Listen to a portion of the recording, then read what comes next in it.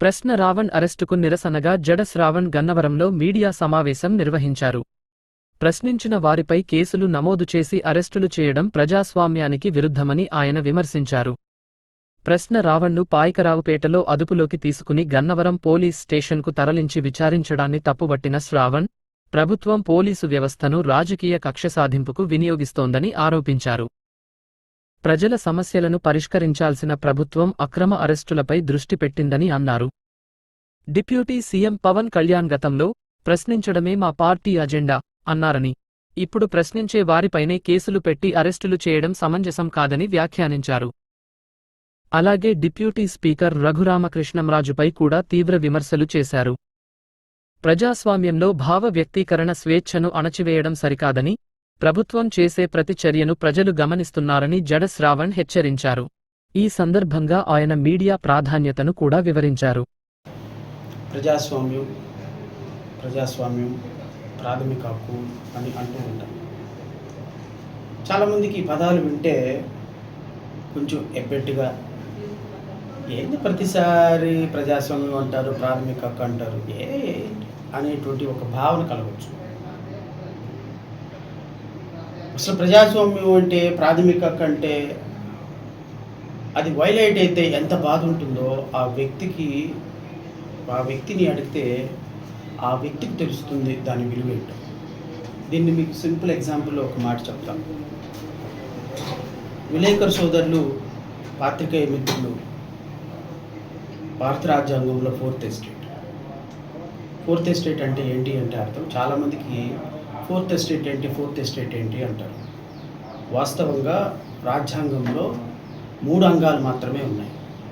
Number 1 legislation, అంటే నువ్వు రోడ్డుకి ఎడమవైపు నడవాలా కుడివైపు నడవాలని చట్టాలు చేసేది లెజిస్లేషన్, ఎమ్మెల్యేలు ఎంపీలు. నెంబర్ 2 ఆర్గాన్ వచ్చి ఎగ్జిక్యూటివ్, చేసిన చట్టాలని అమలుపరిచేటువంటి బాధ్యత. రోడ్డుకి ఎడమవైపే నడవాలి కుడివైపే నడవాలి, ఎడమవైపు నడకుండా కుడివైపు నడిచా ఉంటే 10,000 రూపాయలు ఫైన్ అన్నప్పుడు ఆ 10,000 రూపాయలు ఫైన్ వేసి కలెక్ట్ చేసేది కానిస్టేబుల్. ఆ కానిస్టేబులే ఎగ్జిక్యూటివ్ వ్యవస్థ. చట్టం చేసినటువంటి చట్టంలో అమలుపరిచే విధానంలో ఏదైనా తప్పులు జరిగితే సరిచేసేది judiciary. That is called judiciary. That's the third pillar. భారత రాజ్యాంగంలో డాక్టర్ బిఆర్ అంబేద్కర్ గారు రాసిన రాజ్యాంగంలో 3 pillars. Number 1 legislation, executive, judiciary. రాజ్యాంగంలో మీడియా అనే పదం లేదు. వాస్తవంగా మీడియా పాత్ర రాజ్యాంగంలో ఎక్కడ వర్ణించలా. కానీ మనం పెట్టుకున్నటువంటి పేరు ఫోర్త్ ఎస్టేట్.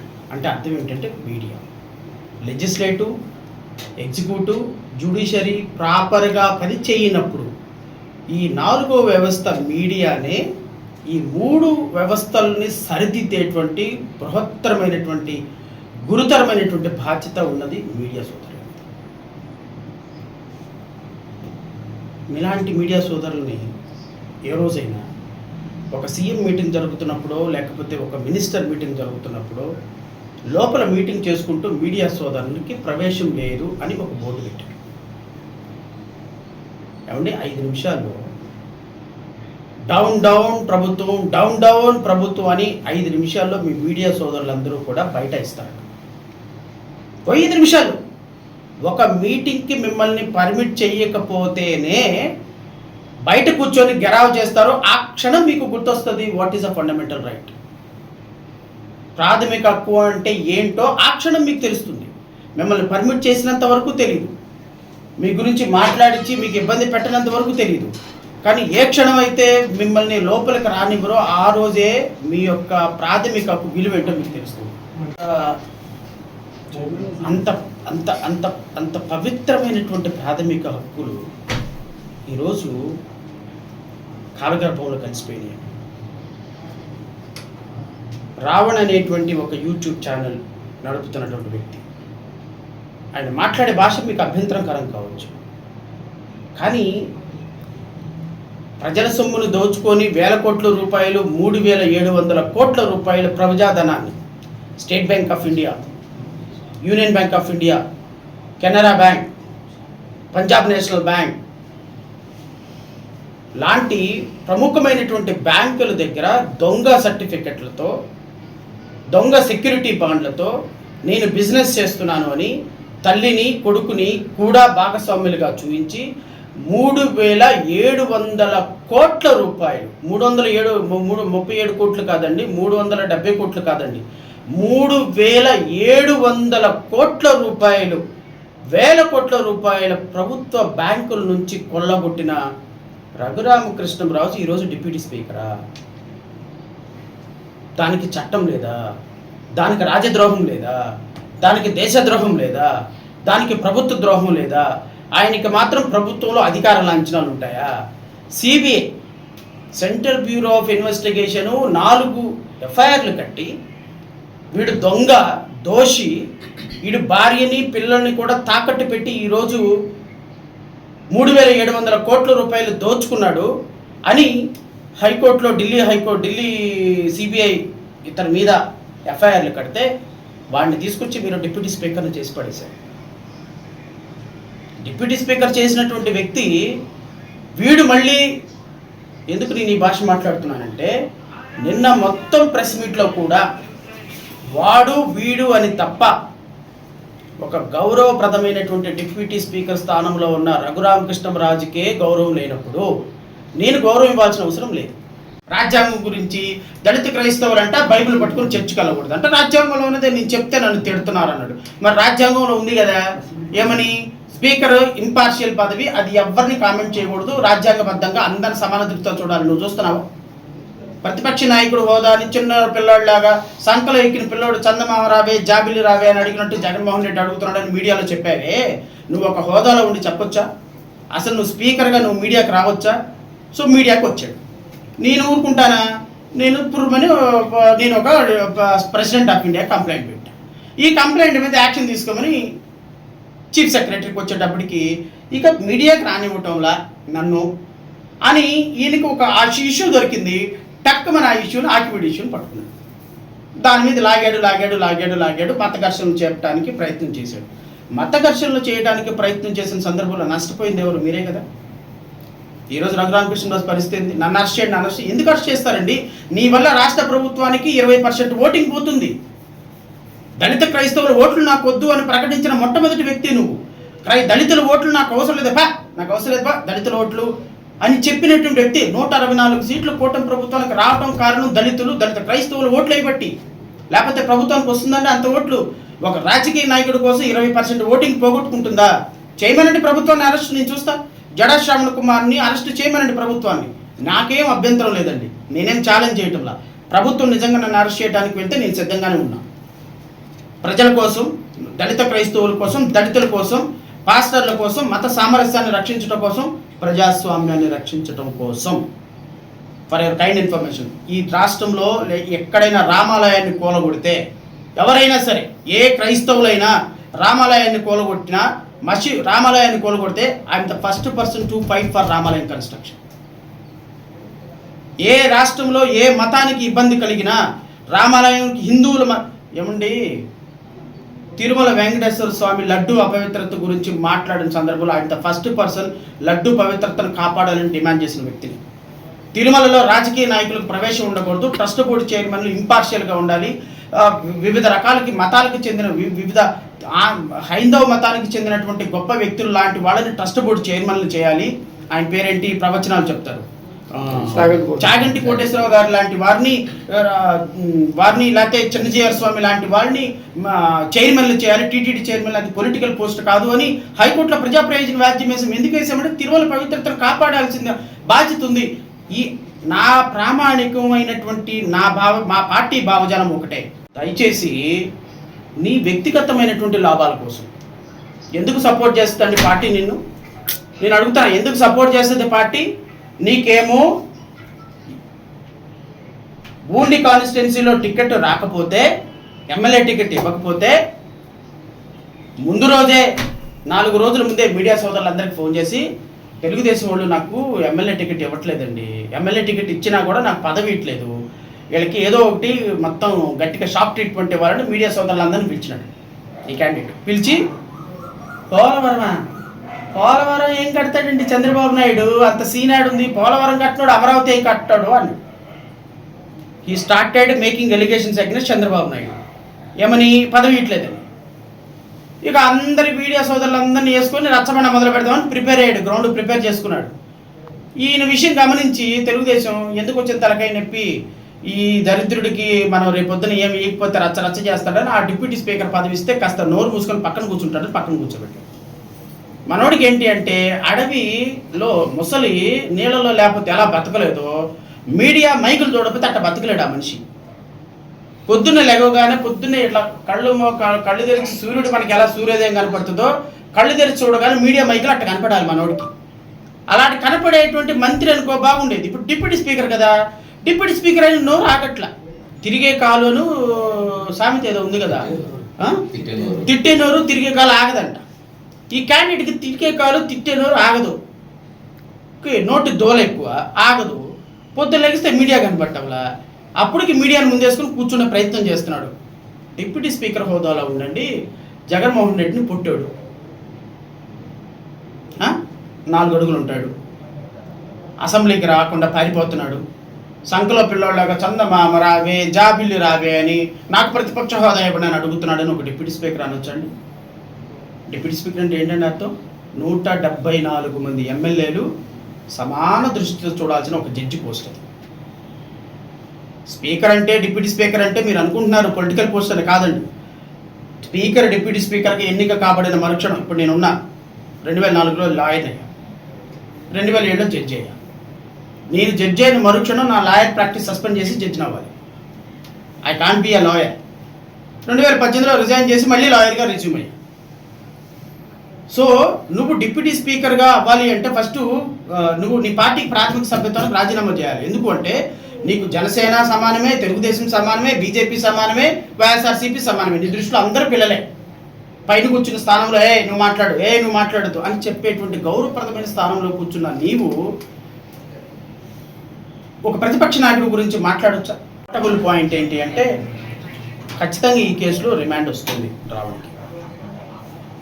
ఎందుకు రిమాండ్ వస్తుంది అంటే ఈ రాజద్రోహం, దేశద్రోహం కేసులు మరణశిక్ష పడేటువంటి కేసులు, life imprisonment, death penalty also. And ఉపా కేసు అంటారా? మీకు తెలియదు కాదు, ఇది ప్రివెన్షన్ ఆఫ్ అన్లాఫుల్ డిటెన్షన్, అంటే ఒక వ్యక్తిని బెయిల్ లేకుండా 1 year వరకు ఉంచగలిగినటువంటి పీడీ యాక్ట్ పెట్టేటువంటి కేసెస్. ఒకవేళ ప్రకాష్ రాజుకి మధ్య రావణ్కి మధ్య ఒక డిస్కషన్ జరిగి ఉంటే, అంటే ఫర్ ఎగ్జాంపుల్ మీ విడేక సోదరులు ఉన్నారు, కొన్ని సందర్భాల్లో సార్ ఎక్కడ దాకా ఎందుకండి, ఇప్పుడు అదిగో మా TV5 ఛానల్ ఏబిఎన్ ఉంటే ఏబిఎన్ లేదు, ఈ TV5 ఏబిఎన్ 2 ఛానల్స్, మహా టీవీ, ఈ 3 గత 5 సంవత్సరాల్లో నేను ఆ ఛానల్కి సంబంధించినటువంటి ప్రతినిధులు కొన్ని 100 సార్లు మాట్లాడుకుని ఉంటాం.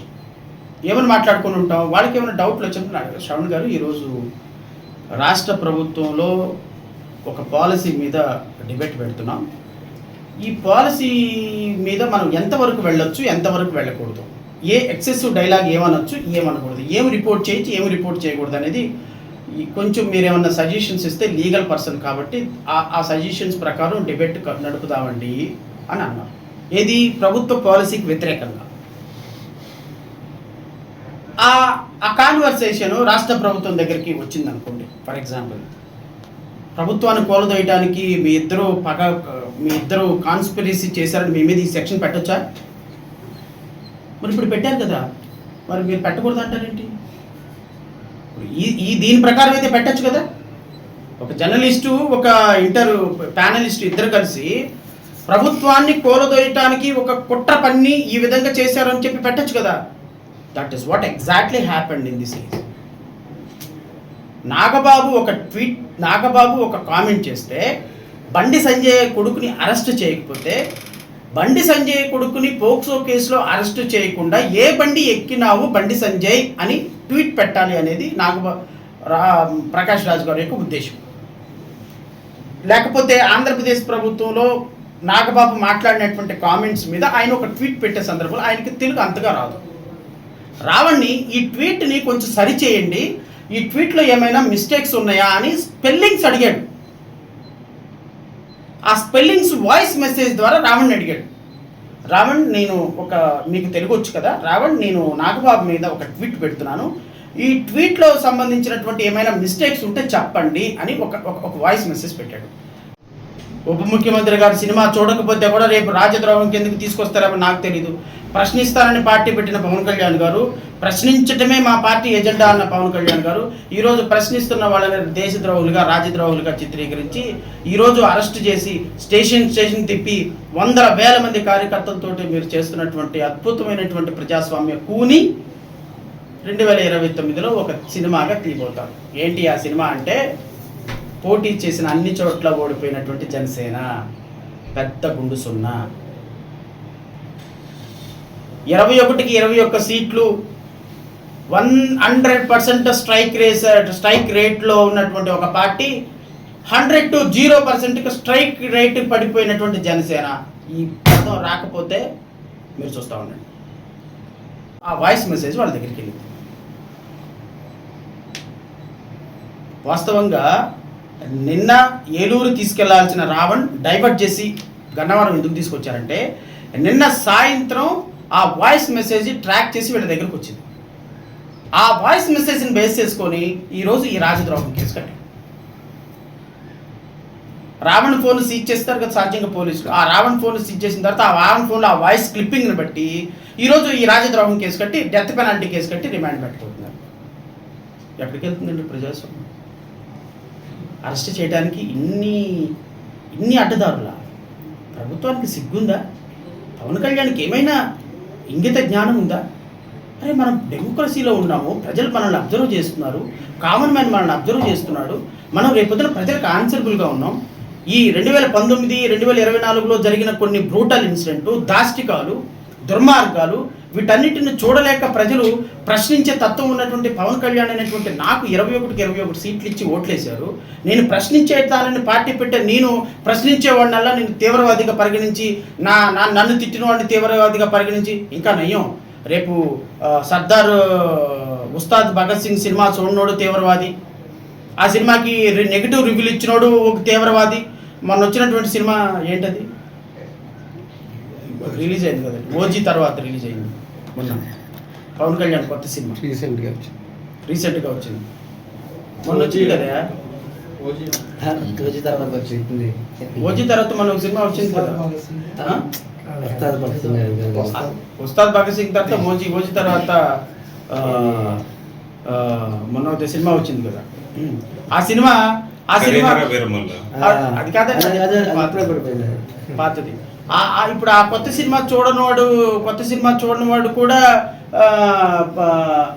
దేశద్రోహి, సినిమాకి నెగిటివ్ రివ్యూలు ఇచ్చినోడు కూడా ప్రభుత్వాన్ని కూలదోయడానికి నెగిటివ్ రివ్యూలు ఇచ్చి ప్రభుత్వాన్ని కూలదోస్తున్నాడు. ఉప ముఖ్యమంత్రి కదా, ప్రభుత్వం కదా.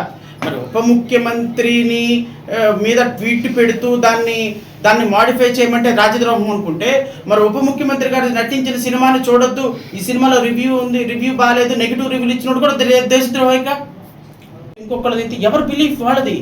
నేను ఆ రోజే చెప్పిన, నేను రాముడికి వ్యతిరేకం కాదు, హిందూకి వ్యతిరేకం కాదు, మతాలకు వ్యతిరేకం కాదు, వ్యక్తుల ప్రాథమిక హక్కులు వరిస్తే మాత్రం తప్పకుండా నేను స్పందిస్తానని చెప్పాను.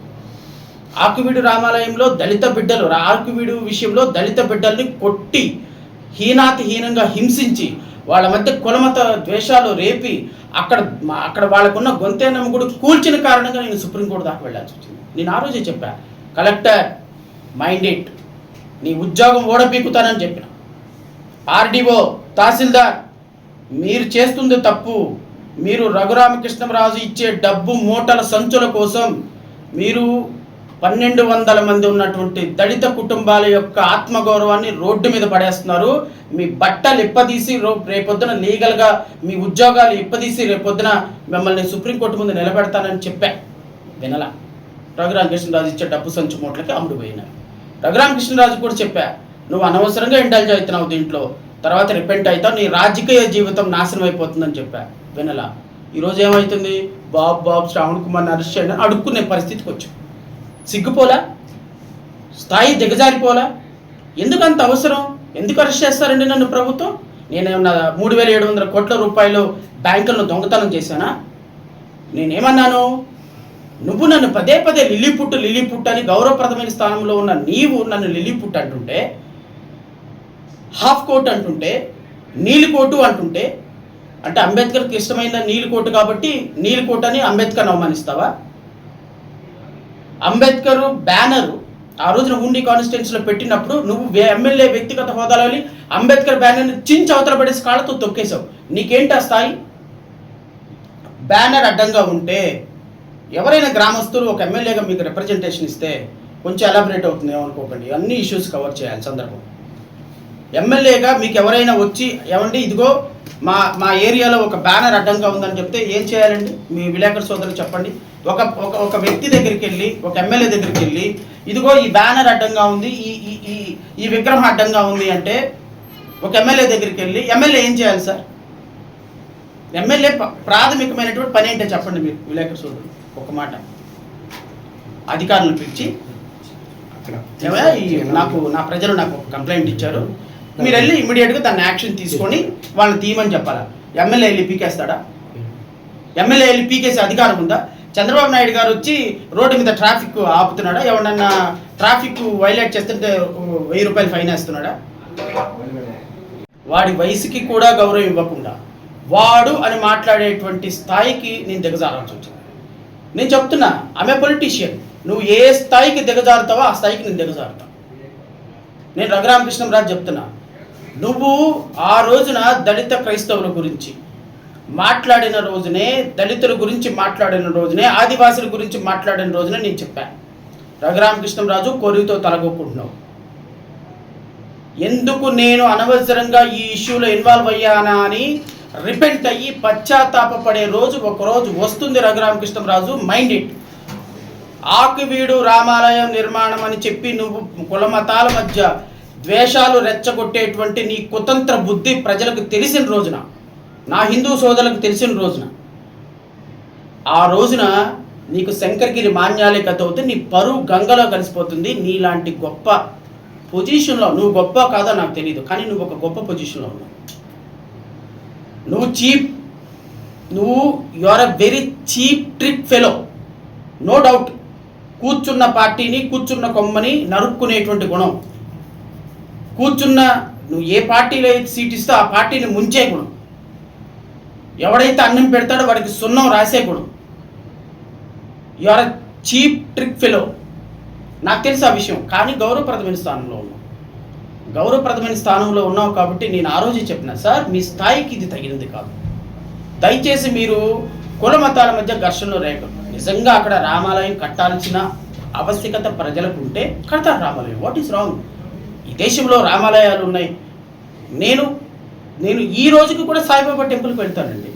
ఈరోజు మా ఇంట్లో నిత్యం మా మిస్సెస్ పొద్దున లెగిస్తే రాముడు కృష్ణుడు వ్రతాలు చేసుకుంటానే ఉంటుంది. మా ఇంట్లో నిత్యం హిందూయిజం అవుతూ ఉంటుంది. It's depend upon the quality, వాళ్ళ యొక్క బిలీవ్. ఆర్టికల్ 25 ప్రకారం ఎవరైనా సరే ఏదైనా చేసుకునే హక్కు మన భారతదేశంలో ఉంది. సంతోషంగా ఉండాలి, హిందూ క్రిస్టియన్లు సంతోషంగా ఉండాలి, ముస్లిమ్స్ సంతోషంగా ఉండాలి. వీళ్ళ ముగ్గురు ఎవరిని కించపరచుకోకూడదు. ఈ దేశంలో సామరస్యం ఉండాలి. It is a secular country. We should respect secularism. That's all. నాకే మత భావన అంటే ఇష్టమో అది వదిలేసేసి నువ్వేమో క్రైస్తవుల మీద ఎగ్గదోస్తున్నావు హిందువుల్ని. మరి నేను నిలబడాలి కదా. రేపు హిందువుల మీదకి ఎవరైనా క్రైస్తవులు వెళ్తే కూడా నేను నిలబడతా వాళ్ళ కోసం. Because I'm secular man. నాలాంటి వాడిని అరెస్ట్ చేయమనండి, నేనేం కాదనట్లేదు. ఈ రాష్ట్రంలో, ఈ దేశంలో రాజ్యాంగాన్ని పరిరక్షించడం కోసం నేను అరెస్ట్ అవ్వడానికి సిద్ధం. ప్రభుత్వం నన్ను అరెస్ట్ చేయడానికి సిద్ధంగా ఉందా? చేయమని, నో ప్రాబ్లం. నేను గవర్నమెంట్ని కూడా నాకు హైకోర్టు ఆల్రెడీ బెయిల్ ఇచ్చింది. కాదు వేరే కేసులో కూడా పెట్టి అరెస్ట్ చేయాలని డిమాండ్ చేస్తున్నాడు కదా, చేయి. నేనేమి వేషాలకు పోవటంలో I'm ready if the government intended to arrest. Number 2, అటువంటి నిరుద్యోగ సమస్య, రైతులకి మద్దతు ధర లేదు, ఆడపిల్లలకు రక్షణ లేదు, లంచం, ఎక్కడికి వెళ్తే లంచం. అమరావతి నాశనం అయిపోతుంది. కొత్త కన్స్ట్రక్షన్స్కి డబ్బులు లేవు, ఆర్థిక ఇబ్బందులు, జీతాలు ఇవ్వడానికి డబ్బులు లేవు, కేంద్ర ప్రభుత్వం సహకరించడంలా స్టీల్ ప్లాంట్ అమ్ముడుపోతుంది. రాష్ట్రంలో రోజుకు ఒక ఫ్యాక్టరీ పేరుపోయి 10 మంది, 20 మంది, 30 మంది చచ్చిపోతున్నారు. పరిపాలన లేదు, పంచాయతీలకు నిధులు లేవు, ప్రెసిడెంట్లకు నిధులు లేవు, రోడ్లు లేవు, రాష్ట్రంలో డబ్బులు లేవు, చేయాల్సిన పంచాయతీరాజ్ శాఖ మంత్రి ఏమో ప్రతిసారి రోజుకొక హెల్త్ ప్రాబ్లం అని చెప్పి వెళ్ళి పడుకుంటున్నాడు. రాష్ట్రంలో ఇన్ని సమస్యలు ఉంటే రావణది ఒక పెద్ద సమస్య అండి. రావణ మాట్లాడింది ఒక సమస్య అండి. రావణ కోసం ఈరోజు ఎంటైర్ మీడియా వారం నుంచి సమస్యలన్నీ గాలికి వదిలేసి రావణు శ్రావణు శ్రావణు రావణు శ్రావణు రావణు శ్రావణు రావణు. ఏంటండి శ్రవణు రావణు? ఏంటికి ఉపయోగం? కూటికి వచ్చినా గుడ్డకు వచ్చినా శ్రవణ్ కుమార్ మీద మీడియాలు మెసేజ్లు పెడితే, శ్రవణ్ కుమార్ మీద డిబేట్లు పెడితే ప్రజా సమస్యల కోసం పెట్టండి సార్, ప్రజల ఆలోచన కోసం పెట్టండి సార్. అది వదిలేసేసి రఘురామకృష్ణరాజు నా మీద పడతాడు, నేనేం రఘురామకృష్ణ నా ప్రొఫెషన్ నాకుంది, నేనేం ప్రభుత్వం నుంచి రూపాయి తీసుకోవటంలా, నేనేం చేసుకున్నా అది నా ఇష్టం. కానీ రఘురామకృష్ణరాజు అలా కాదే. రఘురామకృష్ణరాజు ప్రభుత్వం నుంచి నెలకు 25 లక్షల రూపాయలు డబ్బులు తీసుకుంటున్నాడే. ఆయన తీసుకుంటున్నటువంటి బతుకు, ఆయన మాట్లాడే మాట, ఆయన వేసుకున్న చొక్కా, దానికి పెట్టిన గంజి, తాగే టీ, దాంట్లో వాడే టీ పౌడరు, దాన్ని వాడే వాటర్ బాటిల్ ప్రభుత్వం నుంచి వస్తుంది. ఆయన ప్రభుత్వానికి ఆన్సరబుల్లే, నేను కాదే. పవన్ కళ్యాణ్ ఆన్సరబుల్లే. ఈయన ఎక్కడి నుంచి హైదరాబాద్ ఫ్లైట్ వెళ్తే డబ్బులు, అక్కడి నుంచి ఇంకో చోటుకి వెళ్తే 200 మంది పోలీసులు, సెక్యూరిటీ, ఆయనకు వచ్చే జీతాలు, ఆయనకి అయ్యే ఖర్చు అంతా ప్రభుత్వ ధనమే, ప్రజాధనమే. దాన్ని ఆలోచించండి. నిన్న రావణ్ గురించి గత వారం రోజుల నుంచి పోలీసులు 500 మంది పోలీసులు ప్రతి పోలీస్ స్టేషన్లో పెడుతున్నదంతా ప్రజాధనమే. కాబట్టి ఈరోజు రావణ్ అరెస్ట్ అవుతాడు అని అనుకుంటున్నా. ఎందుకు అంటే పెట్టిన సెక్షన్స్ అంత తీవ్రంగా ఉన్నాయి. ప్రభుత్వం ఖచ్చితంగా తమ మాడిఫైడ్ ప్రకాష్ రాజు కూడా ఇప్పుడే జస్ట్ వీడియో ఫార్వర్డ్ చేశాడు. అతను ఈ వాయిస్ మెసేజ్లు అంతా కూడా మ్యానిపులేట్ చేసి అంతా అంటే ఎప్పుడో నెల క్రితం ఒకటి, 2 నెలల క్రితం ఒకటి, 3 నెలల క్రితం ఒకటి మాట్లాడిందంతా కంబైన్ చేశాడు. ఒకటిగా చేసి దాన్ని ఈరోజు మీడియాకి రిలీజ్ చేసి అరెస్ట్ చేయబోతున్నారు. నేనైతే నా తరపున వాదనలు అయితే నేను వినిపిస్తా, ఖచ్చితంగా ఈ వాదనలు వినిపిస్తా. ఈ వాదనలు మరి మెజిస్ట్రేట్ గారు ఏమి అప్రిషియేట్ చేస్తారో నాకు తెలీదు, but I will try my level best. And రెండోది, మీడియాలో ఇంకోటి కూడా రాంగ్ ప్రొజెక్షన్ వస్తుంది. రావణ హైకోర్టుకి అప్రోచ్ చేయాలని, హైకోర్టుకి రావణ వెళ్ళాల. ఏ కేసులో కూడా రావణ హైకోర్టుకి వెళ్ళాల. దళిత క్రిస్టియన్ ఫోరం అనేటువంటి ఒక ఫోరం రావణ తరపున కేసు వేసింది. వాళ్ళు థర్డ్ పార్టీస్, వాళ్ళు వేసినటువంటి కేసుకి రావణకి సంబంధం లేదు. ఎందుకంటే రేపొద్దున ఆ కేసులో ఏమన్నా హైకోర్టులో నెగిటివ్ అయితే అది మీడియా రావణ వేసినట్టుగా ప్రొజెక్షన్ ఇవ్వద్దని కోరుతున్నా. రావణి యొక్క సమస్యని దగ్గరగా అర్థం చేసుకున్నటువంటి దళిత క్రిస్టియన్ ఫోరం అనేటువంటి ఒక సోదరుడు, ఆ సోదరుడు హైకోర్టులో కేసు వేశాడు. ఏమని? అన్ని కేసులన్నీ కూడా కంబైన్డ్గా చేయమని ఒక పిటిషను, రావణ్ని హెబియస్ కార్పస్ పిటిషన్ ఒకటి వేశారు. రావణ్ ఆల్రెడీ పోలీసులు అరెస్ట్ చేశారు కాబట్టి హైకోర్టు దాంట్లో ఇంటర్వ్యూ అవ్వదు. అంటే రావణ్ మీద పెట్టిన కేసులు అన్నీ కలిపి విచారణ చేయాలి అంటే రావణ్ కేసు వేసుకోవాలి, రావణ్ తరపున వాళ్ళ మిస్సెస్ వేయాలి తప్ప థర్డ్ పార్టీ కేసు వేయడానికి లేదు. బట్ ఎనివే వాళ్ళు వేశారు కాబట్టి మనం ఎవరిని వాళ్ళ అనటానికి లేదు. కానీ ఇది రావణ్ వేయలేదు. దయచేసి మీడియా సోదరులు దీన్ని గమనించండి.